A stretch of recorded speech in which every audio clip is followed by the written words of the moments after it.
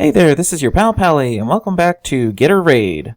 I'll hopefully have a continued heroic progression video soon in Siege of Orgrimmar, but for now I thought I'd go back and do a few guides on the achievements in Siege of Orgrimmar.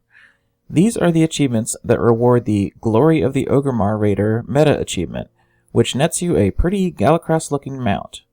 These achievements can be done in Flex, Normal, or Heroic mode. This is part 1 of 4, and we'll talk about the achievements for the first 4 bosses in Siege: Immerseus, Fallen Protectors, Norushen, and finally, Sha of Pride. Here are some annotations to skip ahead to the particular boss achievement you might be looking for. First up is Immerseus. The achievement is called No More Tears and reads, defeat Immerseus after killing 10 Tears of the Veil. So where are these magical Tears of the Veil? During the split phase of the encounter, there are 2 types of adds out: Sha puddles and contaminated puddles. You have to root or hold back Sha puddles for a long enough time and not let them merge with Immerseus. If you can hold them out there long enough and Immerseus reforms, they'll immediately become these Tears of the Veil. They have low health and are easy to kill off, so as soon as you see them transform, kill them. The big trick, of course, is how do you keep them from not merging for a very long time? For that, druids at least have one covered with roots. Just have them pick one and root it, and then leave that one alone. Every other class should find out their stuns, slows, and knockbacks. I won't go through a full list, but it can be nice to have a little team working together on a big set of grouped up Sha puddles. So for example, a hunter can binding shot the group to start, then another hunter could do the same, ice traps can keep them slowed, druids and shaman can knock them back far, and then DKs can AoE grip them all back.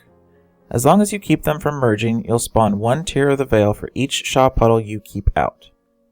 The big gotcha here is that you'll likely be using 2 or 3 of these split phases to do this, and that's a lot of time spent messing with this. It delays you for a long time. Even on Flex mode, this can lead to you missing the normally generous enrage timer.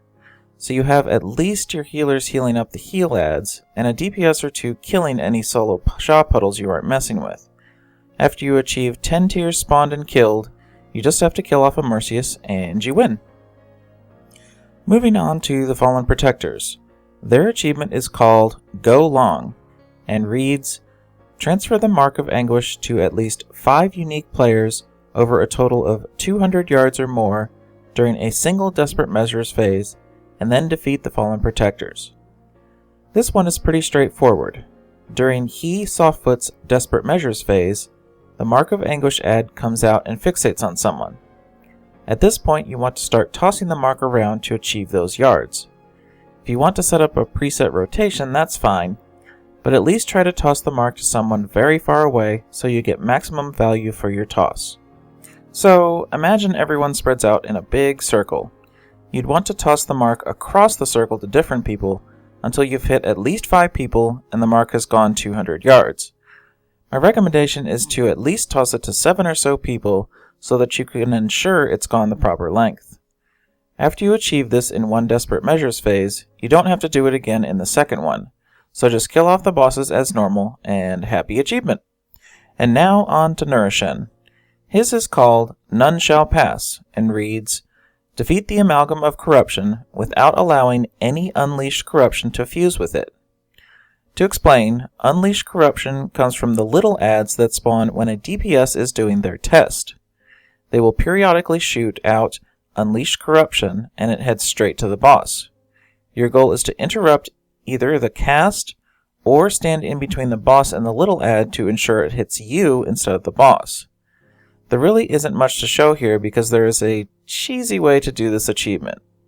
Essentially, the easiest way to accomplish this is to do it in Flex mode and don't send any DPS into tests.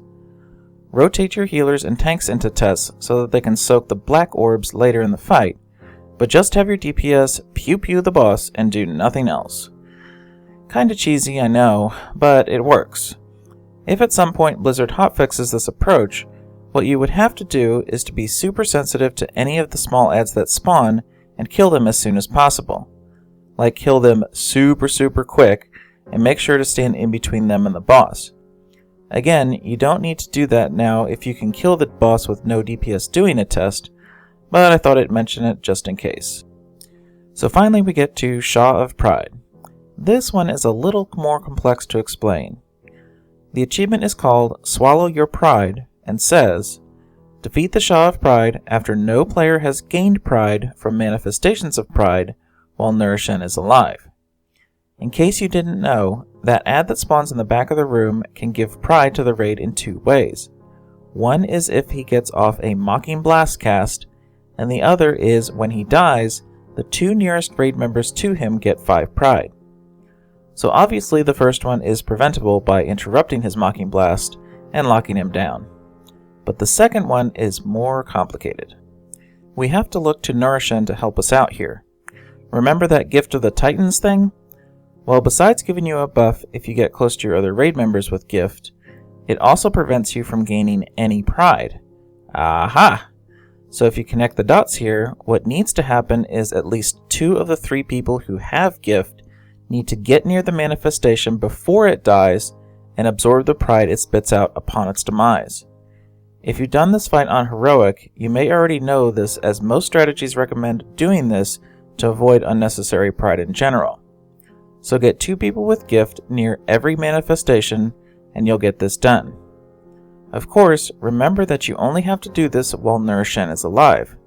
Norushen will die at 30% when the boss does his reset thingy, so you don't have to worry about this for any manifestations after that point in the fight. And that's it for part 1 of this achievement guide.